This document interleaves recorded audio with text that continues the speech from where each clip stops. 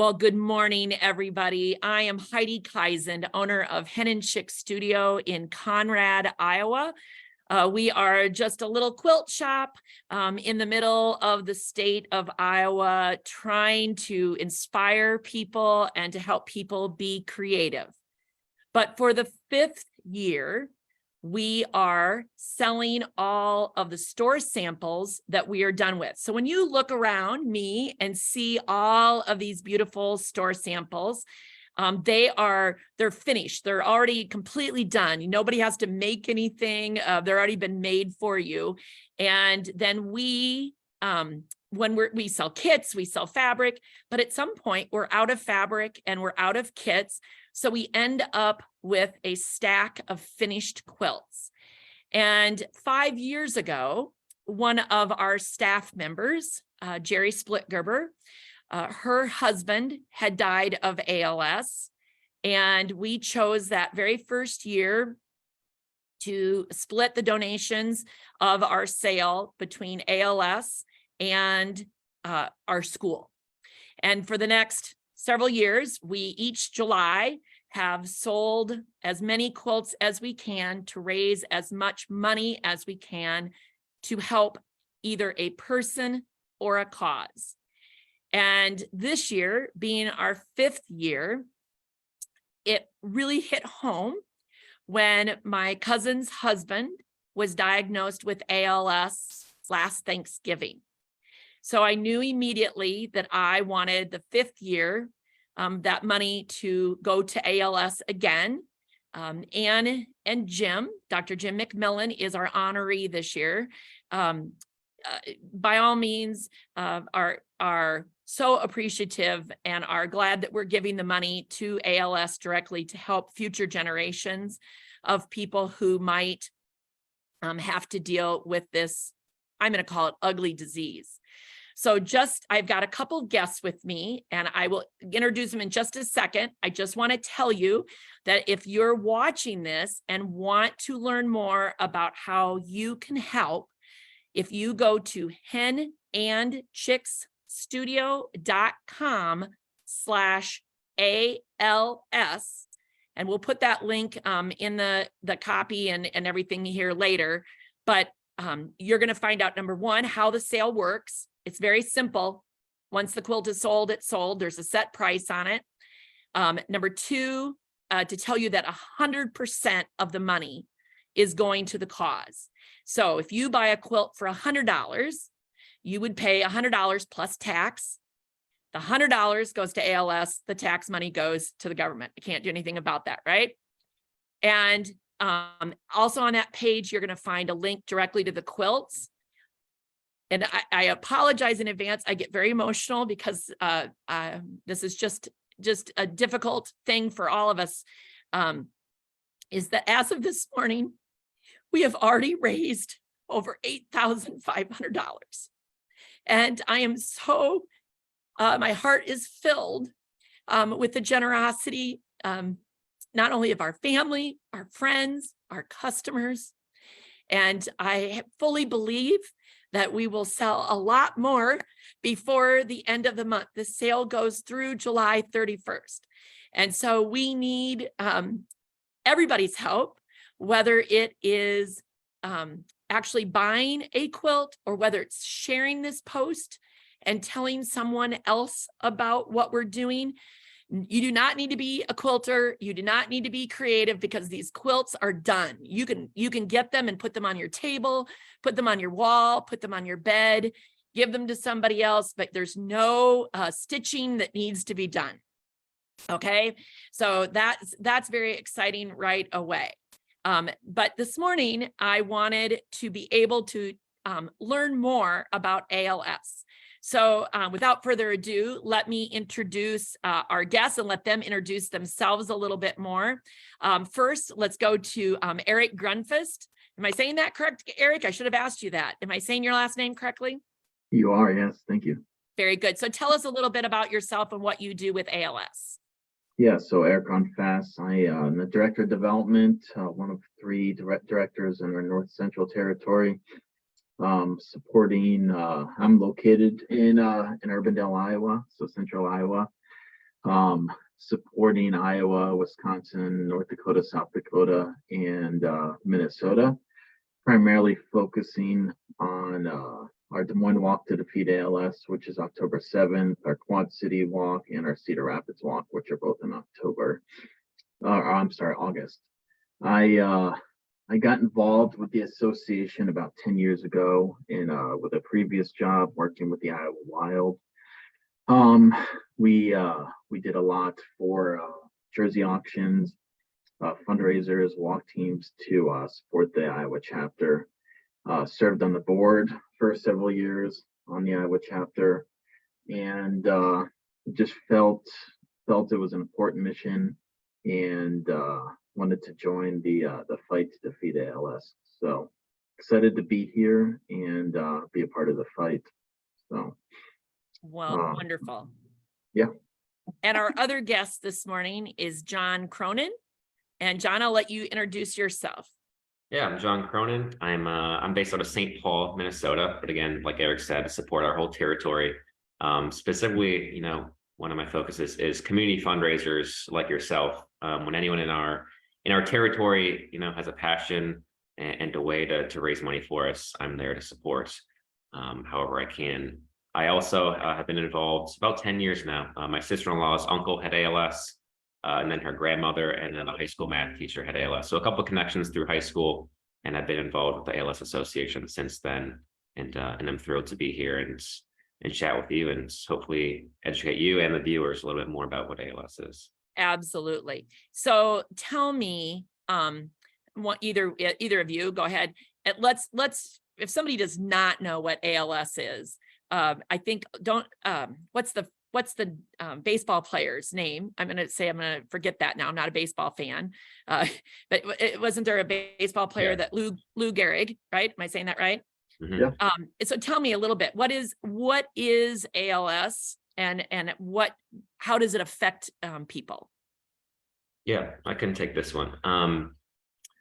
Scientific name, ALS stands for amyotrophic lateral sclerosis.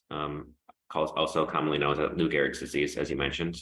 And at the very simplest level, the brain stops communicating with the muscles. So you slowly lose the ability to walk, to eat, to speak, to move, eventually just leading to total paralysis. At the simplest level. Not pretty. Yeah, no. It's not pretty. And does it affect men more than women, or is it equal? We if you want to say, like, when we hear breast cancer, we may obviously immediately think women, but we also know that there is breast cancer in men as well. What about ALS? Does it affect one more than another? I can't totally speak to that, but I think in general, ALS doesn't discriminate. It can affect anyone, anytime, any backgrounds. Okay. Very good. And what is out there today to help ALS patients from a medical standpoint? Is there anything? Mm-hmm. Yeah. So back in 2013, when my sister-in-law's uncle had ALS and I was just getting involved, there was one drug approved by the FDA to treat ALS. Of course, in 2014, we had the Ice Bucket Challenge, which is a lot of people's kind of their entry point to ALS. That's what they're familiar with. Generated millions in dollars that went to research. And since then, we're just kind of now starting to see a lot of the fruits of that research coming to fruition now. So we've had 2 drugs just in the past year approved by the FDA, bringing the total to 7, I believe, 7 drugs that are available to treat people living with ALS. So there's a lot of research in the pipeline. I want to say the ALS Association specifically funds, I want to say, like 144 research projects across 7 countries, all on different scales. We've had some really cool, there's like micro grants that we have that we give out to like little smaller institutions. So a lot of promising research in the pipeline right now. And I think there's never been a time where there's been more like hope and, like tangible progress towards meaningful treatments and a cure.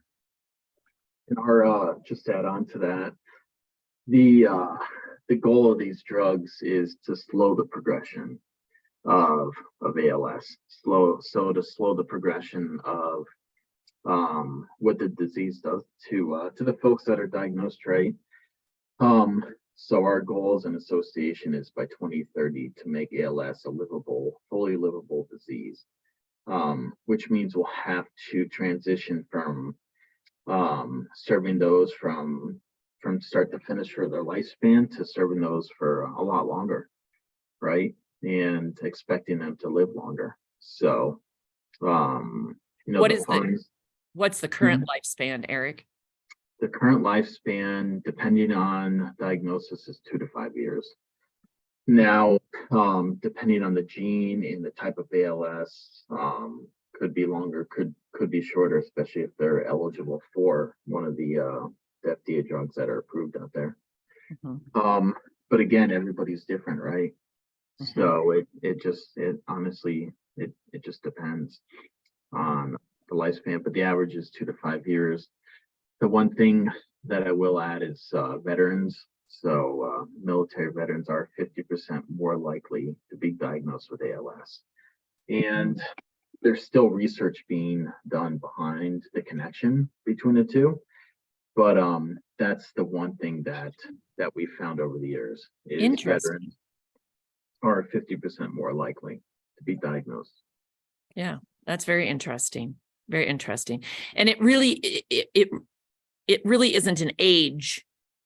It isn't an age defined thing, because I've heard, when all of a sudden you're faced with a family member that has it, you start hearing, stories start to pop up. And I heard a story recently about somebody in his 40s, and so it's not even necessarily a specific age that it affects, correct?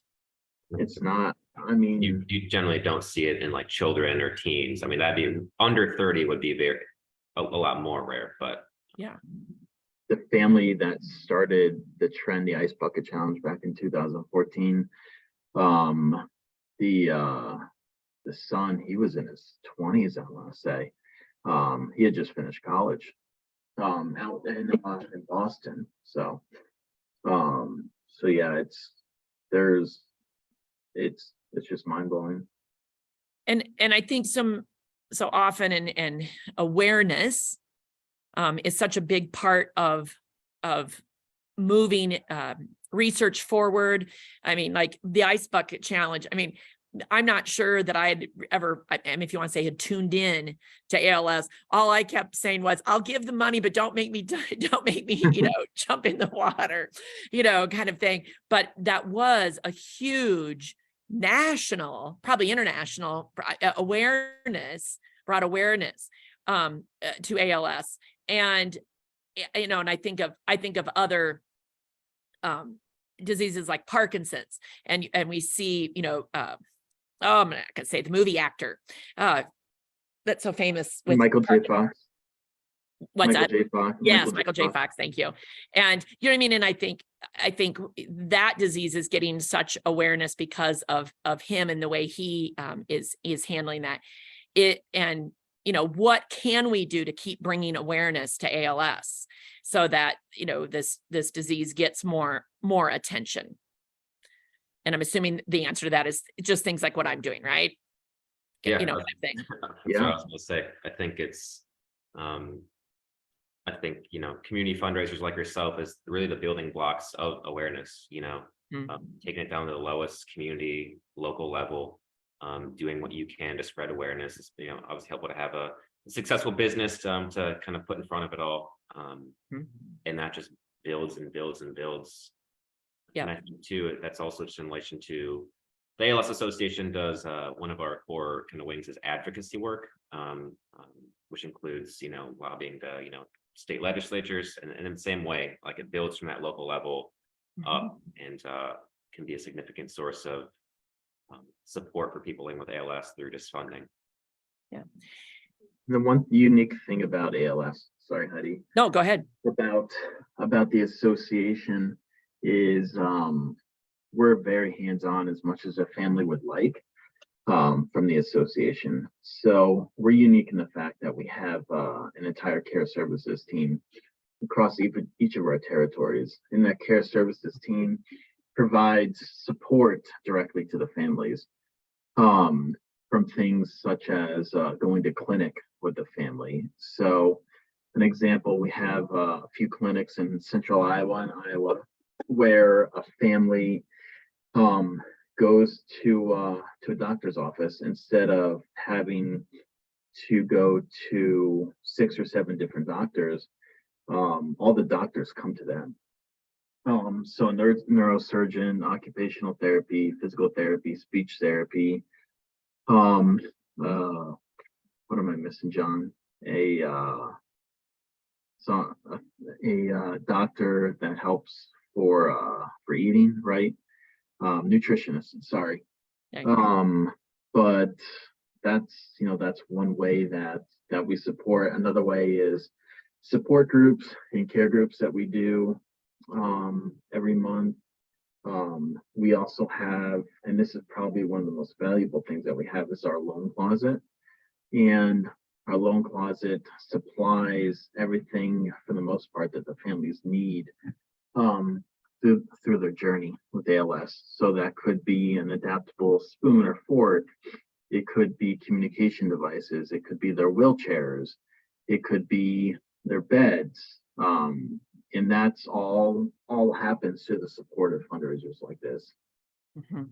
And so, and that sort of was one of my questions was, so if somebody is diagnosed with ALS and they, they start to see the changes, the nutrition, the voice changes, the mobility changes, all of those kinds of things. It sounds like ALS, the foundation, has resources to help families. We do, yeah. I mean, we'll get notified when somebody's diagnosed, and then it's it's really up to the family how much support that they'd like to receive. And most of the time, once they realize the amount of support that the association can provide, they appreciate it, because it in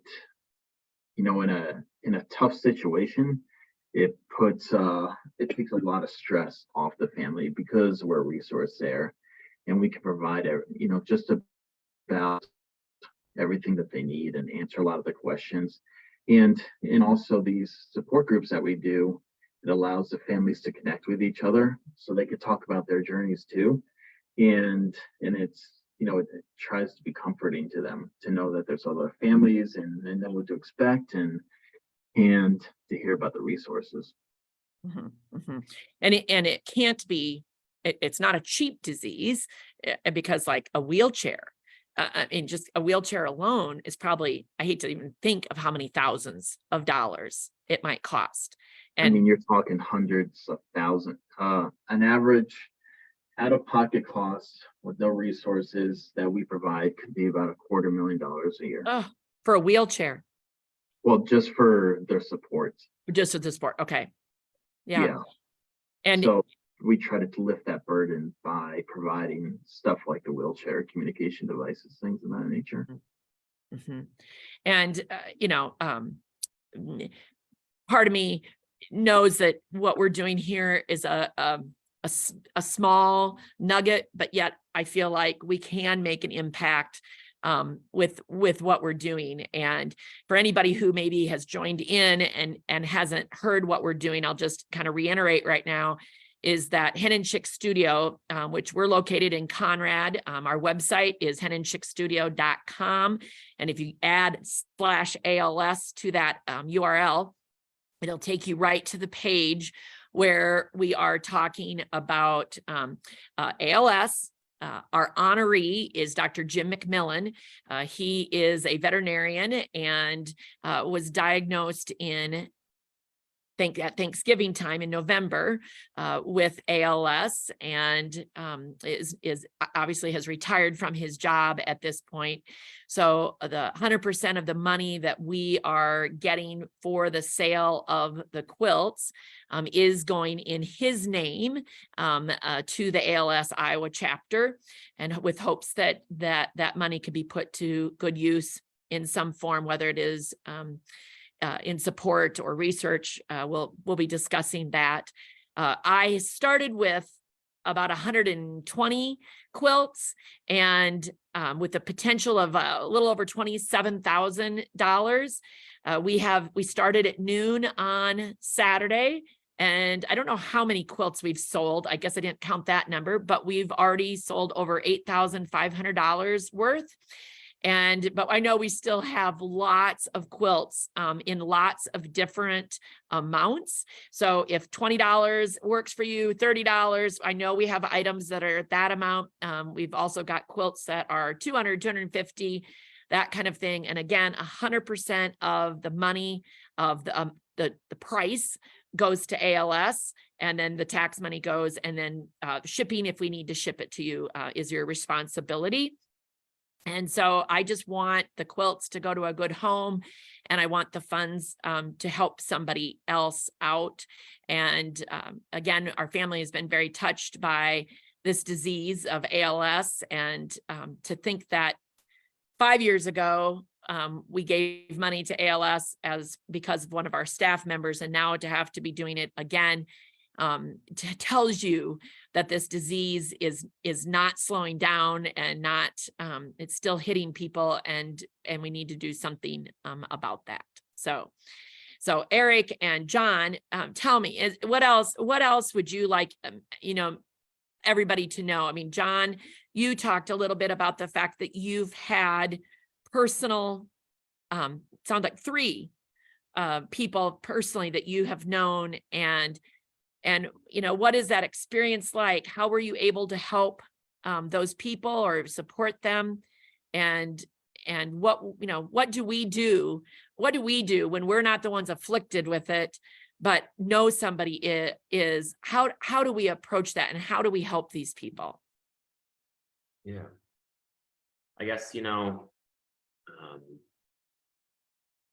I think the answer is, kind of what you're doing right here. If you know someone affected and you want to, contribute towards, efforts fundraising wise, I think it's kind of just looking around what's available. What am I passionate about? For you, it's you have a quilt shop, and you have some inventory left over. And so it's okay, let's sell these, and let's donate the profits. So I think there's all the proceeds in this thing. It's not just profits, all of it. Yes. Yeah, I think it's just kind of looking around at and seeing what's at your disposal. And you've done a wonderful job of, putting those resources to work. And in terms of, the connections I have to ALS, I think there's just such courage that people living with ALS, have every day. My high school math teacher who had ALS was diagnosed, but then he kept teaching for a year or 2, kept teaching. He was my teacher when he was actively diagnosed with ALS and living with ALS, and just the courage to come to work with that every day, and to see the progression over the course of a school year from beginning of the year, being able to write equations on the whiteboard towards the end of the year, having to transition to alternative methods. Just so much courage that I see in the faces of people living with ALS, and all the support that you can make through this fundraiser is going to Good. go somewhere and make a difference.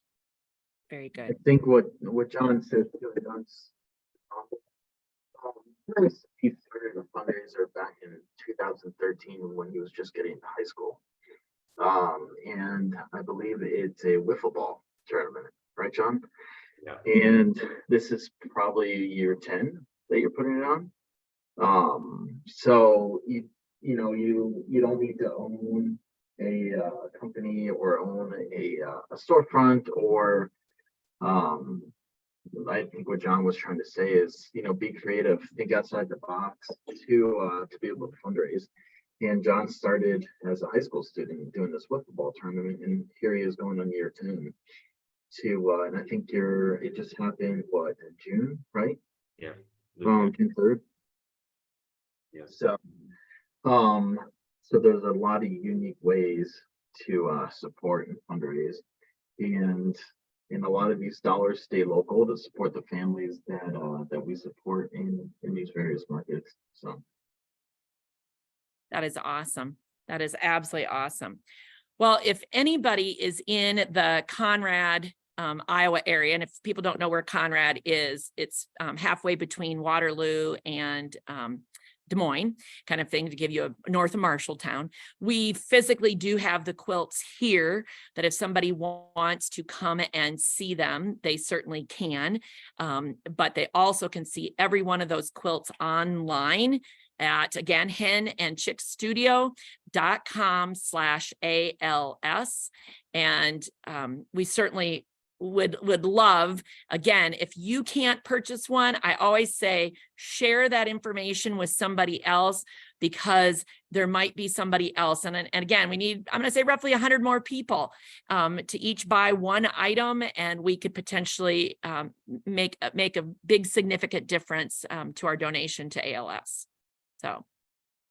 So thank you, Eric and John, for joining me this morning. I really appreciate your time, and I'm sure we'll be talking again, and maybe as the month goes on, who knows, maybe we'll have you join us again. We'll see how things are going as we wind this up. For sure, we'll let you know how it all ends up, and probably get you on at whether it's towards the end of the month or beginning of August, and be able to tell you how much we ended up raising.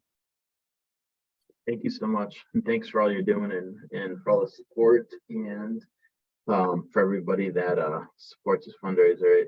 A little bit goes a long way, so we appreciate it. Very good. Well, thank you so much, and I hope everybody has a great day, and we'll talk to you soon.